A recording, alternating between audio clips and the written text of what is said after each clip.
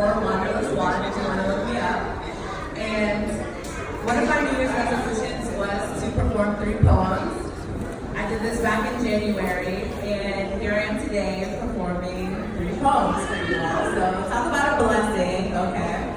If you don't know me, I'm a lover of travel, also laughs, and love. Yes, I love love, I know it's true. And for those of you who also love love, I find that we feel things so much more deeper than most people. So today, as I perform these poems for you, if you see a tear, don't be alarmed, it's fine. I'm just recognizing my growth and my resilience in this process. So bear with me. Because as Erykah Badu said, I'm an artist and I'm sensitive about my shit. Poetry is an avenue where I unabashedly share the most protected parts of my heart with you all. I try to come across as strong and put together, and poetry is the one place where I truly allow myself to feel and experience. So I want to thank you all for coming today to experience this with me. And I also want to thank you all for opening yourselves up to feel with me tonight. So let's get started. Thank you. Okay, the first poem is one that I wrote when I was in a place where I felt like I was constantly giving to people. Have you ever felt like you're just giving a word, right? Constantly giving and it's not being reciprocated. And I had to learn the lesson that I can't continuously pour into others if my own cup isn't full. So this poem is about boundaries. We're right here, we're connected. My mom always told me to treat others how you want to be treated. So I did. Played fair, did the right thing, and carried the lesson on my back. It's a heavy lesson to carry, so I adopted it so often that I was able to carry it in my heart. There was an ease that came with that. The lesson was no longer a thought, but always an action. Became ingrained, rooted, cemented in my being. Now I'm carrying this lesson in my heart, treating people the way I want to be treated, and in time, loving people the way I want to be loved. Completely, wholly, fully, unapologetically. I loved people through their greatest accomplishments and unspeakable shames. Celebrated them and forgave missteps.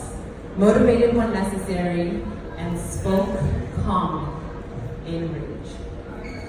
Respected boundaries, challenged ideas, laughed ever so deeply, and tried my hardest to scorn ever so peacefully. I loved people the way I wanted to be loved. What my mom didn't tell me is that people don't always treat you the way that you treat them. People don't always love you the way that you love them. I found that people don't always love you the way you need or want them to. Sometimes people love you in only the way that they know how.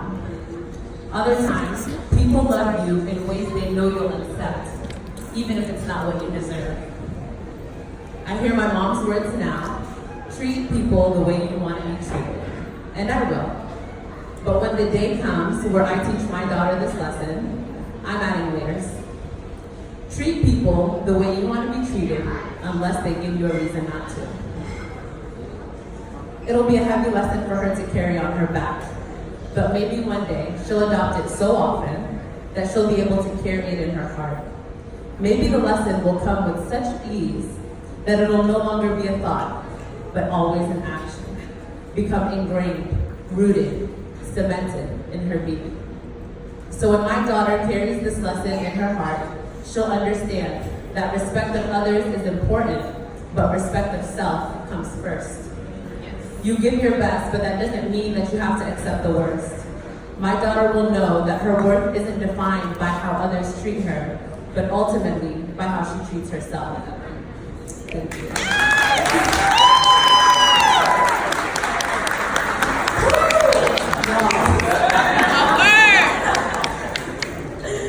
Thank you all. So this second poem is one that I wrote on the eve of my 26th birthday. Let me talk to you all about year 25, okay? It was hard. And I dealt with a lot of heartbreak in my 25th year.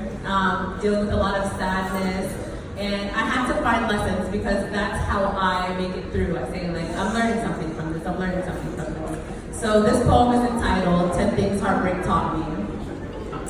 Number 1, shit's tough, bro. It just is. Number 2, you are stronger than you think. Consider that you're no longer bawling your eyes out in a fetal position. Promise. Number 3, patience is a motherfucker. Yes, I hurt you, all of that, but mainly a motherfucker. I know I prayed for it, but I have to be tested every day. Number 4, allow the people you love to be there for you. You don't have to be the strong friend every day. Yes. Let them help you carry this load. I know, especially as Black women, okay? Yes. You want to be that strong friend, but please let the people that you love and care for be there for you. Number 5, healing is a process, never an overnight fix. Number 6, you will glow regardless of how broken your heart is. Somebody out there needs to hear this, so I'm going to say that again. You will glow regardless of how broken your heart is. Your light will reach the darkest of corners. That was a hard lesson for me to learn. Number 7, sometimes people are shitty. That's okay. Forgive them anyways. Forgiveness is for you, never for them. Yes. Number 8, never tie your worth to anyone except yourself.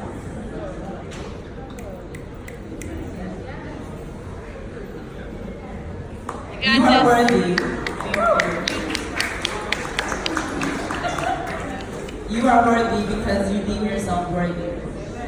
I'm acknowledging my resilience. It's so crazy, I'm sorry to stop, but it's so crazy to think of how far I've come from when I wrote this poem.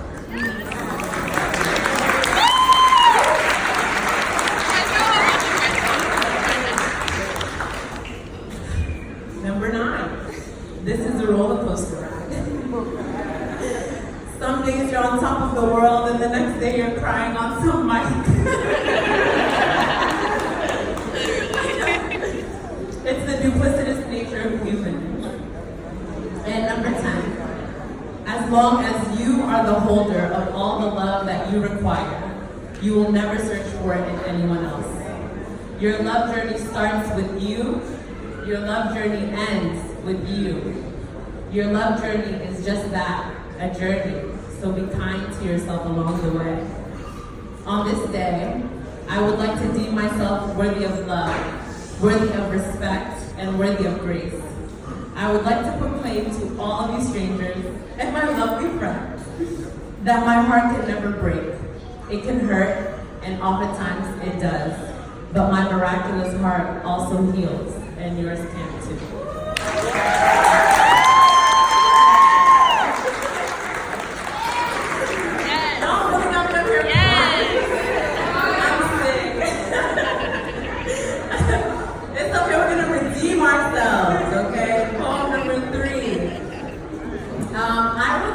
Very recently, when I felt like I came into my full self, I realized what I was worth, and I did everything in my power to work towards my highest self.